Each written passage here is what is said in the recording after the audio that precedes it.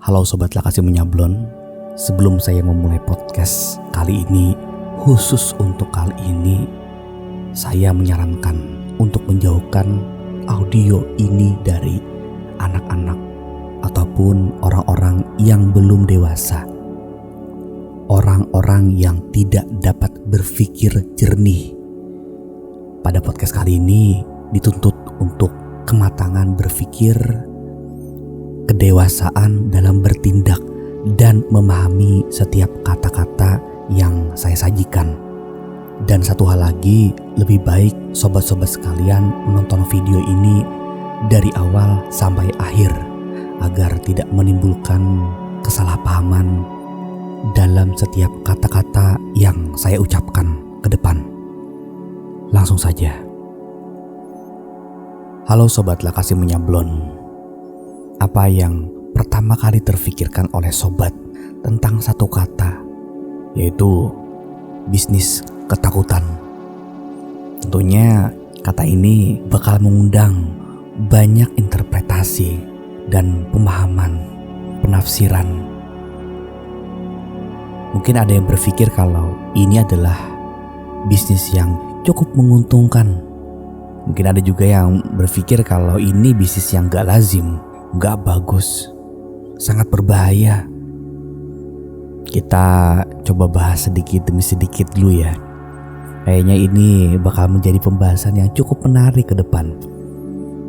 Karena sadar ataupun tidak sadar, sebenarnya bisnis ini sudah berjalan di sekitar kita. Dan bisa jadi kita pun adalah salah satu dari korban bisnis ketakutan itu sendiri. Entah kita menjadi korban, benar-benar korban, ataupun kita juga ikut diuntungkan dalam bisnis tersebut. Atau mungkin kita adalah salah satu dari pebisnis ketakutan itu. Wadidaw. Nah, untuk awal-awal ini saya mencoba untuk berperan menjadi seseorang tokoh antagonis. Oleh karena itu, saya lebih memilih untuk menjadi pebisnis ketakutan. Alasannya karena bisnis ketakutan ini cukup menggiurkan. Bagaimana tidak, saya cukup menyebarkan ketakutan, menyebarkan virus-virus ketakutan kepada orang-orang. Dan setelah virus itu menjangkit ke seluruh pikiran orang-orang, di sana saya menawarkan sebuah antivirus agar mereka gak takut lagi, agar mereka merasa damai kembali, agar mereka bisa merasa lebih nyaman kembali. Dan di sanalah saya bisa menguruk keuntungan yang sangat besar. Iya, kan mereka yang butuh. Saya cuma ngasih, saya cuma memberi kok. Dan saya bisa aman dari segala sesuatu. Karena saya secara langsung tidak memaksa mereka. Mereka dengan sukarela untuk membeli produk-produk saya. Dan saya di sini cuma berbicara saja. Saya cuma memberikan fakta-fakta saja. Saya cuma memberikan kabar-kabar yang menurut saya itu benar. Toh apa yang saya katakan ini kan berdasarkan fakta-fakta, berdasarkan riset-riset, berdasarkan penelitian-penelitian para ahli. Ya, saya hanya pembawa pesan kepada anda sekalian. Mau menerima ya silakan, kalau tidak ya nggak apa-apa. Saya cuma menyampaikan saja. Itu cara untuk pergi dari masalah tersebut. Begitu mudahnya, begitu nyamannya. Nah, dari sini tadi saya mencoba untuk berperan sebagai antagonis. Memang kalau kita dalami lagi, bisnis ketakutan ini sangat menggiurkan, terutama kalau seandainya bisnis kita ini sudah ditunjang oleh penelitian-penelitian dan riset-riset yang dalam. Dan bisa juga kita sendiri yang meneliti tersebut, kita sendiri yang mengkaji tentang hal-hal tersebut, lalu kita keluarkan dalam bentuk fakta-fakta dan kita sebarkan kepada orang-orang. Memang kalau produk kita itu baru, agak sedikit susah karena penelitian-penelitian yang terkait tidak banyak. Beda halnya kalau barang-barang yang kita keluarkan itu adalah produk-produk lama, kita tinggal mencari-cari penelitian-penelitian yang sudah ada. Kita kembangkan lagi dengan kata-kata yang lebih menarik, lalu kita sebarkan. Semisal permasalahan kesehatan itu udah banyak banget penelitian-penelitian yang beredar.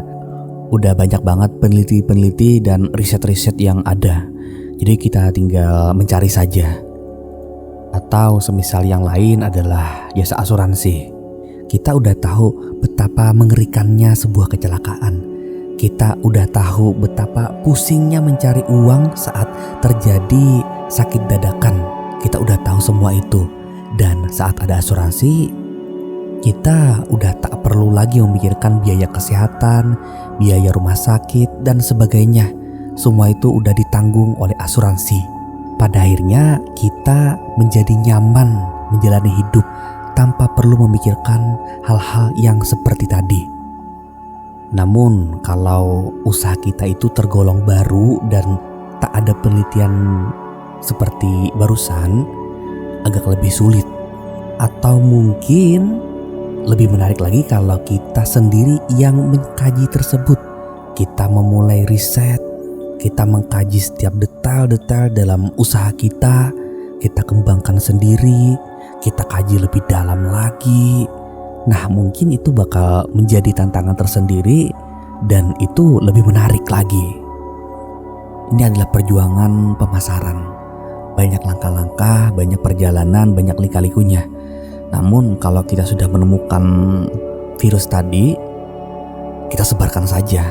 Dan tak lupa, virus itu harus sesuai dengan antivirusnya, agar saat kita mengeluarkan antivirusnya, orang-orang yang terkena virus tersebut dapat langsung membeli antivirus yang kita tawarkan. Tentunya jangan sampai ketahuan kalau kita sendiri yang menyebarkan virus tersebut.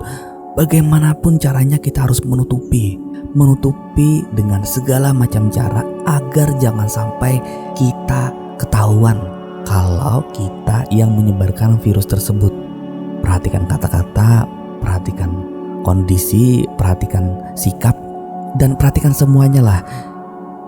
Kalau kita tak ketahuan menyebarkan virus tersebut, maka mungkin antivirus yang kita berikan, orang-orang bakal sangat mudah untuk mempercayainya. Kita datang sebagai hero kepada mereka-mereka. Kita datang sebagai pahlawan, penyelamat bagi mereka-mereka yang sedang kesusahan. Dan kalau seandainya produk kita itu dalam bentuk makanan, bagaimana? Ya, mungkin kita bisa menaruhkan tentang cita rasa yang lezat, gurih dari masakan kita, kental dari kuah pada masakan kita, rasanya, manisnya, asemnya itu pas banget. Komposisi yang menarik, tata letak visual dan warna yang sangat menggiurkan. Kita tawarkan sensasi-sensasi yang menarik saat mereka memasukkan makanan tersebut ke dalam mulut mereka. Buat mereka resah, buat mereka sangat membutuhkan kecapan-kecapan yang kita tawarkan. Buat mereka merasa tidak nyaman dengan masakan yang mereka makan saat ini. Dan tentunya sangat membutuhkan masakan-masakan yang kita hadirkan.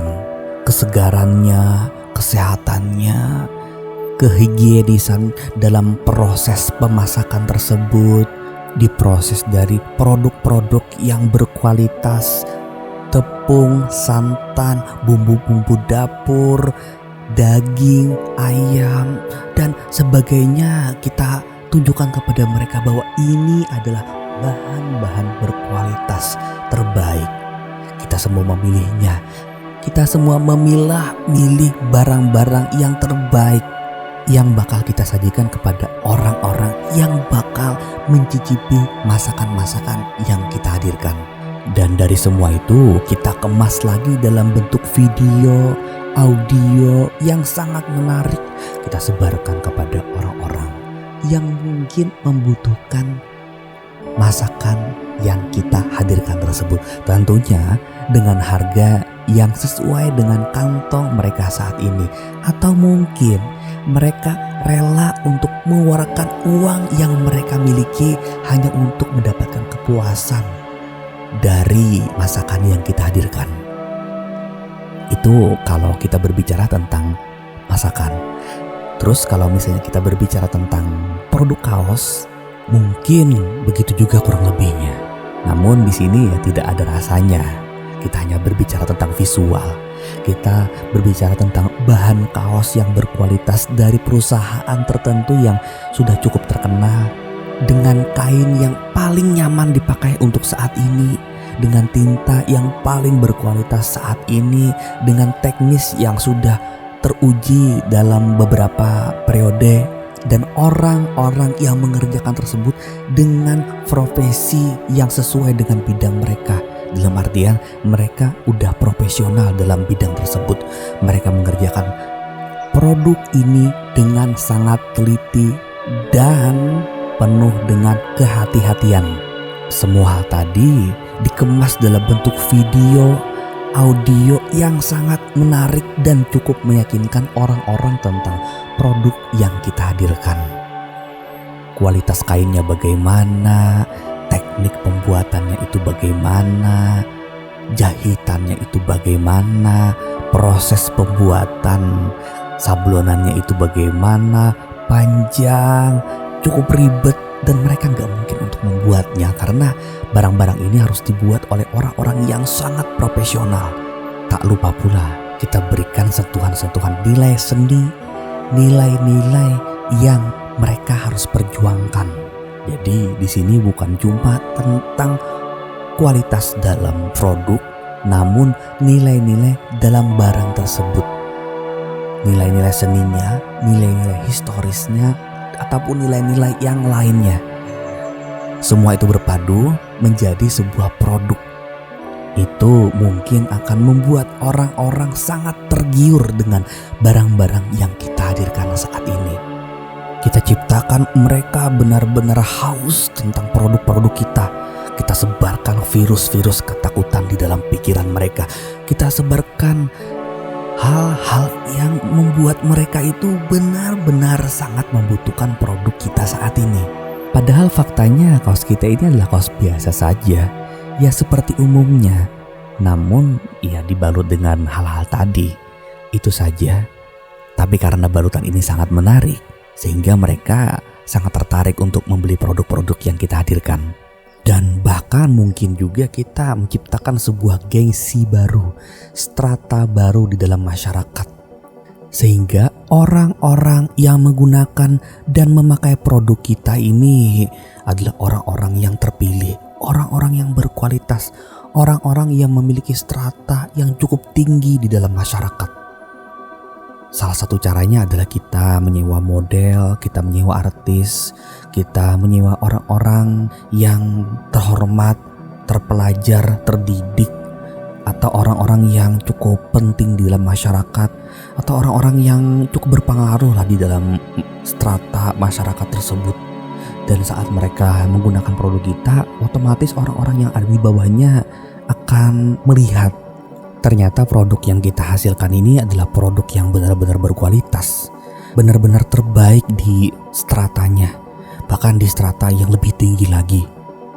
Atau bisa juga kita buat produk kita itu terkesan mendunia, seolah-olah semua orang yang ada di dunia ini menggunakan produk yang telah kita produksi. Misal kita bawa ke Amerika, kita bawa ke Paris, kita bawa ke Belanda, kita bawa ke Jepang, dan di sana ada Fashion Week, ada billboard yang cukup terkenal, yang mana hanya orang-orang tertentu saja yang dapat terpampang dalam billboard tersebut. Ya banyaklah cara-caranya. Tentunya hal ini membutuhkan modal yang cukup besar. Ya kalau pengen modal paling murah ya adalah mulut kita sendiri. Kita tak perlu mengeluarkan modal yang cukup besar, kita hanya bermodalkan kata-kata. Kita mengolah kata-kata kita bagaimana caranya bisa meyakinkan orang lain. Jadi sebenarnya pemasaran ini tidak melulu tentang uang saja. Kalau kita punya uang besar, kita bisa lakukan hal yang seperti barusan. Namun kalau seandainya kita tidak memiliki modal, maka pengolahan kata-kata, pengolahan video yang kita ambil dari HP kita sendiri itu sudah bisa menjadi senjata, sudah bisa untuk menjadi virus, sudah bisa untuk menyebarkan ketakutan kepada orang lain. Kalau analogi yang lebih ekstrimnya itu sih begini ya, kita nggak perlu membunuh orang menggunakan bazooka. Kita juga nggak perlu membunuh orang menggunakan pistol ataupun senjata api dengan kekuatan yang superpower. Bahkan dengan pisau pun kita udah bisa membunuh orang. Kita menyayat-nyayatnya, kita merobek-robek setiap kulitnya, kita mencongkel matanya, kita menusuk jantungnya, kita geser ke bawah ke paru-paru, ke hati, kita bongkar seluruh isi perutnya. Itu sudah cukup untuk membuat seseorang merasa tersiksa dan akhirnya mati. Tak perlu menggunakan sesuatu yang superpower seperti tadi. Maka dari itu, teman-teman, sobat-sobat sekalian, untuk menciptakan virus dan menjalankan bisnis ketakutan, kita tak perlu modal yang besar. Kita tidak perlu mengeluarkan uang yang sangat banyak, bermiliar-miliar, bertriliun-triliun hanya untuk pemasaran saja. Apa yang kita miliki saat ini, apa yang kita punya saat ini, gunakanlah hal itu sebaik-baiknya, seefisien mungkin. Jangan pernah terbawa atau bahkan larut dalam nafsu-nafsu kita yang pengen ini, pengen itu, dan semuanya itu harus sempurna. Syukuri sajalah apa yang kita miliki saat ini. Nikmati sajalah apa yang kita punya saat ini. Kita gunakan sebaik mungkin, seefisien mungkin, dan ingat, tujuan utama kita adalah menciptakan ketakutan di dalam masyarakat.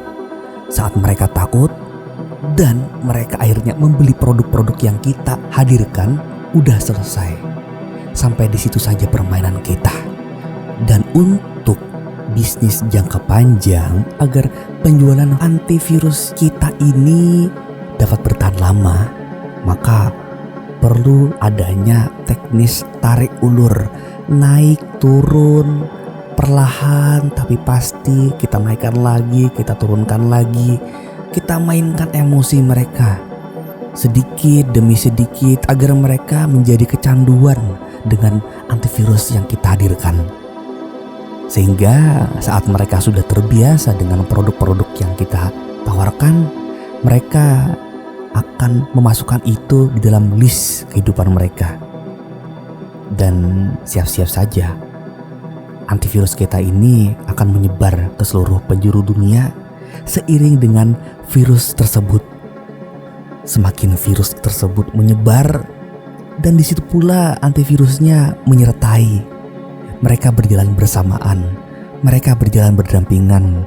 Tercipta virus baru yang lebih mematikan, tercipta pula antivirus yang ampuh. Begitupun seterusnya sampai kita sukses, sampai kita berjaya, sampai kerajaan yang kita cita-citakan akan terwujud dan berdiri megah di esok hari. Tentunya semua ini butuh sesuatu yang namanya konsisten.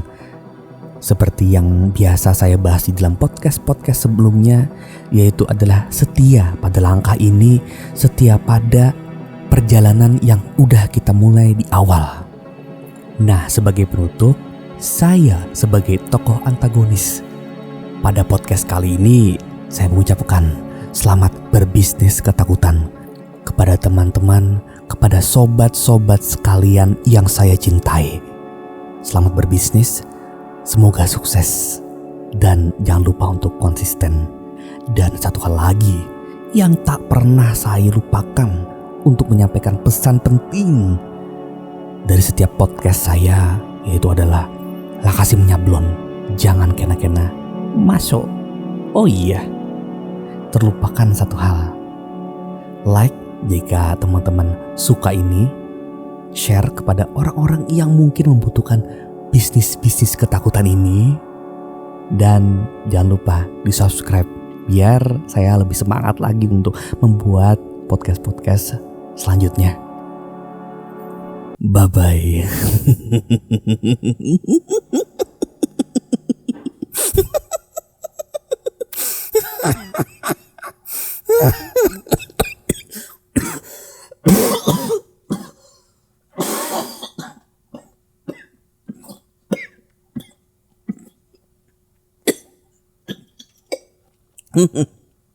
Bye-bye.